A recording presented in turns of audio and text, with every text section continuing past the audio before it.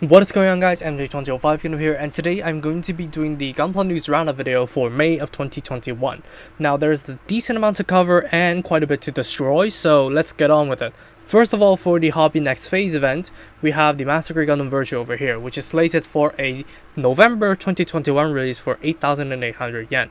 Now, it's a little bit high in terms of price, but that is fair because we do get two kits in one, because it is convertible between the Virtue and the Nautilus with the full equipment for both suits, which is very nice. They didn't go the cheap route, which I'm happy about. And we do have some armor detail that is going to be under the armor, so if you're going to be doing like a purging display, you do actually get something to look at if you're looking under the armor. They don't need to necessarily do this, but they went ahead with it because, yeah, purging displays are definitely possible. So of course they are going to implement some detail underneath the armor, even though we're going to seldom see it, which is pretty nice. Now, the GM bazooka does look pretty detailed. The overall body details do look pretty nice. The GM fuel condensers over here are going to be using plastic pieces for the yellow trim, and they're going to be extendable, which is very nice. The GM cannons do look very nice over here, although I think they can do with a little bit more detail on the underside of the barrels, but that's going to be a very minor issue. And we do get a good look at the GN drive and the solar reactor. The full loadout over here for the kit, which do consist of the two beam sabers in the knees, the GN bazooka, GN cannons, and the full loadout for the Gundam Nautilus. So we have the beam rifle, shield, and the bayonet. The Nautilus is also capable of using the GN cannons as it did when it first debuted, and of course the normal equipment. The GM beam sabers are going to be stored into slots in the knees instead of a peg like the high grade, so yes, there's no risk of breaking it. The hair detail over here is also pretty awesome looking, just because, yeah, we do have 4 hair pieces for the front and 3 layers of hair in the back. To top it all off, I really like how they have done the ends of the hair to look like disconnected cables, because they in fact are. Although the entire hair detail is a little bit freaky, to me at least, because of some weird phobia, it's undeniable that both forms are pretty good looking. Despite the high price, I fully bet that a lot of people are going to be buying more than 2 of this kit, just to have the Virtue, the Nautilus in separate displays, and a purging display.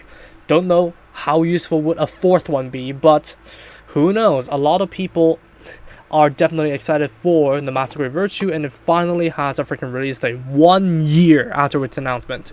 Moving on, here we have the high-grade Gundam Gremory. My boy hasn't been forgotten, but it is not going to be releasing in summer anymore, unfortunately, unlike what they've said last year. So it's going to be a Halloween release for 2,000 yen, basically. So yeah, it's a little bit high in terms of price, but I don't think that means that most of the color separation is going to be done in plastic. In fact, I really think that the fingers are not going to be colored in whatsoever. They're not even going to include stickers for this one, so yeah, bust out your painting kit for that. Other than that, I don't know how to justify the highest price point, because it looks as simple in terms of construction as conventional IBO kits. Now, if it's going to be another Marcosius situation, then I'm going to be absolutely disappointed. But let's take a look at what we can get. We do get a hood over here with a double hinge, and we do have a good look of the head when it's covered up and not covered up. And I'm really worried about this, but it looks like they're going to be doing the eye detail on the V-fin, which I'm not really too big of a fan of, just because it's going to look pretty weird, unless it does have another pair of eyes in the actual Gundam head, which is highly unlikely. I really do like the inclusion of the open hands, just because we rarely got that for IBO, and the battle anchor over here with the gimmicks stating that the heads are compatible, so you can actually make a full battle anchor if you do buy 2 of this kit.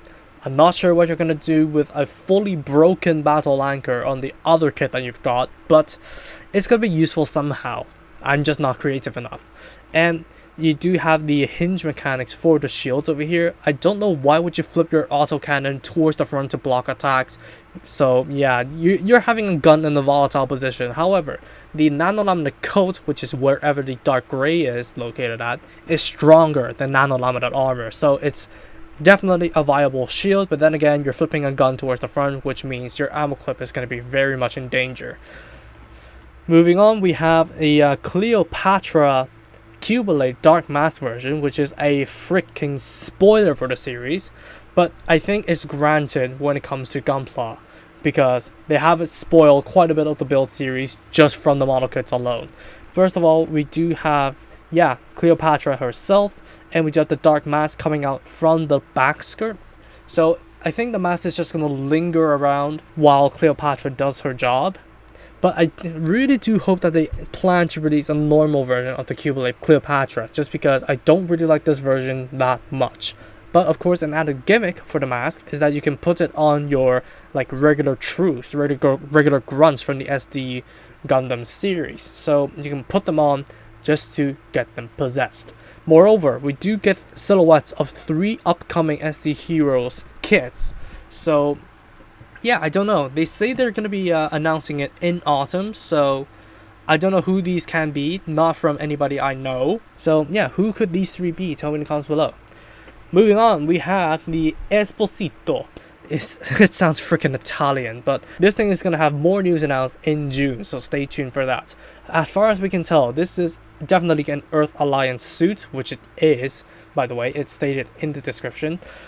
And it looks as though it's the Gundam Pluto kind of thing. We have thick legs, but tapering off into very small feet. And of course, on top over here is just going to be kind of like a modified Alto. I don't know too much about this, so I don't really have a final opinion. I really need to see the weapon packs in order to finalize my opinion on the Esposito. But let's wait until June before more news is announced. Moving on, we have P-Bandai released this. This is going to be the F90 mission pack W type, which stands for Warbird. Now, yep, this is basically Universal Century's take on the Wing Gundam. So yeah, the F90 does look pretty good with a Warbird pack in the front, but not really so much in the back because of the gigantic nose cone taking up literally half of its back. And you do get a transformation for the F90 into a bird mode, because Warbird type, bird mode, it only makes sense. So you do also have the beam effects coming out of the sides of the wings, Gundam Seed Destiny style, and you do have kind of like a Vulcan turret extending out from the nose, Gundam Apotol style, but the exact feature, I don't know what it is taking inspiration from. The Gundam that I remember having a Vulcan in the nose cone is the Gundam Zerachio, so there are definitely more examples out there, but I cannot think of any more off the top of my head. And of course, here we have the normal looking Warbird form, which is basically without all the weapons extended. And here we have some more displays. Now we can clearly see that it is basically kind of like the Gundam LO booster kind of transformation. So the F90 is laying flat while it extends the pack to quote-unquote give it a transformation. And of course, it does have talents to add as landing gear and offensive weaponry, as indicated by the photo over here with the crotch claws. So yeah, don't go punching anybody in the junk if they have the Warbird pack. Now, to give you guys a little bit of a speculation on the lore of this thing, I think this is developed from the next type, which is the N type. Because yeah, the N type is also capable of transformation, but we have it in Gundam Breaker Mobile, we just don't have a kit of it. Moreover, some people may argue that it is developed from the plunge type, which is basically the atmospheric entry mode for the F90, which is basically duct taping the Zeta Gundam's wings onto the front and back of the Gundam F90, which looks absolutely horrendous. But they do have the parts to do so, yeah, they might as well get the hell on with it. Now we do have the full layout of what is included in the accessory pack. There's no accompanying pack for some reason, so it is going to be more expensive with an October 2021 release for 2200 yen. So yeah, there's no split for the price between 2 packs. This whole thing is literally the price of a high grade, but there's no denying that this is one of the more creative forms, apart from the transformation, of the Gundam F90. Moving on, here we have the P-Bandai High Grade Outer Colony Leo-S. Who would have thought? I thought they would have completed the entire lineage of the Gundam Geminis before moving on to something else from G units, but here we have it. An ace unit, I think, from G unit. Now, of course, given the Leo's construction is going to be extremely simplistic, however, the high price of 2,000 yen basically says otherwise. It's going to be a September 2021 release, October for me. So, I don't know, maybe due to the gold pieces, they're most likely going to be those, the puke gold, so yeah, bust out your painting for that one. But yeah, the gigantic slabs of plastic that make up the cloak look a little bit dodgy if in an action pose. And of course, here we have a good look of the Leo without the cloak. So it is literally just a Leo with more nicely flared and a pretty vibrant color scheme. Now I think that the gold detail on the musket over here is going to be missing, so that's going to be a bit of a bummer. Of course, the gold detail on the chest is not going to be made up of plastic pieces, so yeah, a painted kit will be needed for that one. However, I have been wrong before, so if they manage to subvert my expectations, props to them. But I will absolutely recommend, if you do have tailoring skills, that is, replicate the red mantle with a red piece of cloak, because in an action pose, the red cloak just looks a little bit too dodgy for me. Of course, it does come with a beam rapier, which is very nice, and you do have some awesome dual challenging poses, and a simple charge. We do have also the Leo visor underneath, so yep, we take the helmet off to reveal the freaking square. And the full loadout over here, we do have, I don't know, like, is this a flintlock or a musket? I don't know if Knights use guns, but I could be wrong. But it's either a flintlock or a musket, so that's it. And we do have 2 beam rapiers and basically four swords. So look forward to September if you want one of these. Moving on, we have some more P-Bandai. These are going to be the P-Bandai Higher Universal Century release for the Messer Type F2 Commander Type and the regular Messer Type F2 for 3,300 yen and 3,200 yen respectively. I rounded it up because 10 yen doesn't really make too big of a difference, nor does 4 pieces of extra plastic, because the Messer Type F2 only has an enhanced hover unit in the legs when compared to the Messer Type F1. So literally they're the same exact thing, apart from thicker shins. Unfortunately, not freaking thighs. The Commander Type over here is basically painted in the putrid color scheme of the bound dog. Well, the color scheme, to be fair, works well on the bound dog, not so much on any other suit in my opinion. So this pink color scheme, I'm not gonna thrash it too hard, but it depends on one's preference to decide whether or not this color scheme is for you. But it's definitely not for me. But yeah, the Messer, I don't really know about its significance in Hathaway's Flash. I know the Messer Type F2 is basically modified by Mafty, I believe. So it does hold some significance in the Hathaway's Flash collection. But I don't know about the Commander Type at all. So yeah, unfortunately the movie has been delayed again. I would have known whatever the significance of the Messer Type F2 is in an alternate universe where the movie wasn't delayed. But unfortunately, all we have for now, for the people who are as ignorant as I am, the model kits in front of you. These are basically color variations between each other, so it's kind of like the Barzams, a minute change, but the majority of it is basically the same parts but different colors. Moving on, we deviate away from Gunpla for a little bit because we have the Kenbu to talk about. This is going to be an October 2021 release for 2,640 yen. So yes, a 1:72 scale Kenbu. This is definitely a pretty intriguing looking mech and pretty awesome with the swords. I really like the inclusion of the sharp fingered open hands, which are pretty nice, but I'm not really too big of a fan of the bird-like leg joints. But a lot of people are definitely going to be interested in this thing, and of course it does have IBO style subarms, namely the Gundam Barbatos, to allow for the Kenbu to draw its weapons very, very easily. Of course, it does come with the standard loadout with a gun and sword, and it looks as though the eyes are going to be done in clear pieces. So that's pretty nice to look forward to, and maybe does actually justify the 2,640 yen price tag. So look forward to October if you want one of these. Moving on, we have some Gundam Docks at Shanghai stuff. So I'm not going to express any opinions, but the box arts over here do look pretty nice. So we do have a metallic gloss injection version of a twin pack that includes the high grade Cosmic Era, Infinite Justice, and Destiny Gundam. Yep, special color versions of 2 of the best kits that came out in the past 2 years. So that is alright for those of you guys who want one of these. And moving on, we have a metallic version, I think, of the Red Frame Kai. I don't know, the resolution is as low as the quality of products produced by my motherland. And of course here we have a this is a metallic gloss injection version of the Real Great Perfect Strike. And we do have a Liu Bei Unicorn Gundam because of course, Three Kingdoms is a Chinese story, but this time in an awakened version, which we do already have in the normal market, so I don't know what is different between this and the one that came out before. But this is a special coating version, so I guess that's that. So, and yeah, here we have a poster. So Gundam is going to be docked in Shanghai for quite a long time. Moving on, here we have some box art for the SD Gundam World Heroes kit. So we do have the Cao Cao Gundam Ise style, which is the holy costume that we talked about before. We have the Sasuke Delta Gundam, and we do have the Warhorse. I am slightly interested in the Sasuke Delta Gundam, especially because it does have a transformation mechanic into a fox in the story, but I don't know if they're going to be replicating that. Warhorse is basically just a warhorse, it's nothing too special.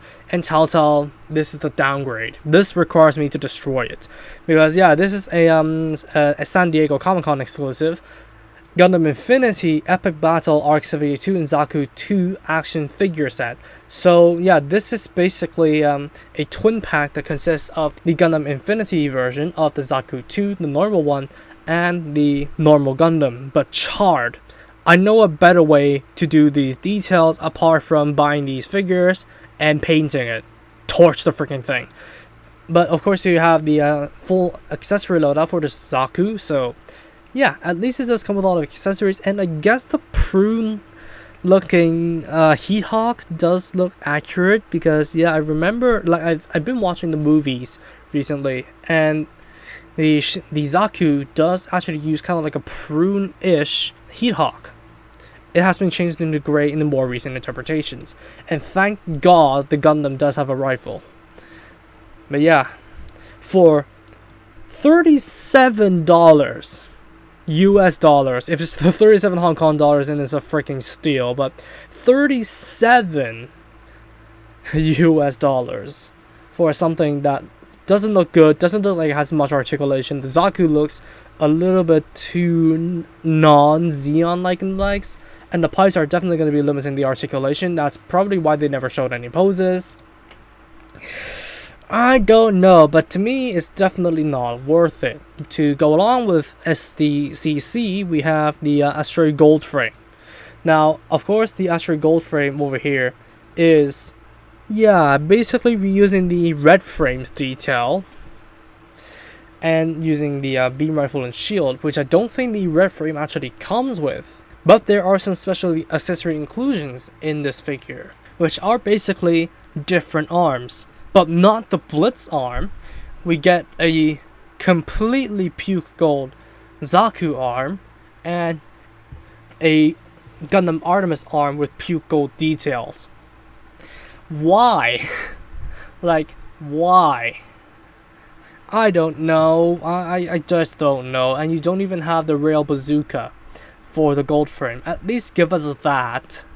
But no, apparently not. You don't even get a freaking beam saber from the looks of it. And for the absolutely reasonable price of $25 US dollars, I might as well get the gold frame of Matsumina. That has like more flair when compared to this, and it looks absolutely better. If not, if you don't mind the lack of a rail bazooka, get the freaking red frame, real grade, ditch the katana, and paint it gold.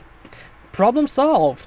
And this is something more to freaking destroy this line for.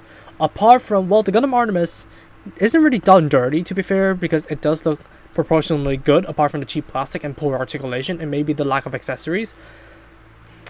The rest of these four, I've already trashed on them, which I'm going to go over later on a little bit. But this, collect all 5 to build a freaking Zaku. Like, are you joshing me? Are you out of your mind? You're getting each of these for $13 US dollars. That's what the Zaku, like, monetarily is worth $65 US dollars. Like, what?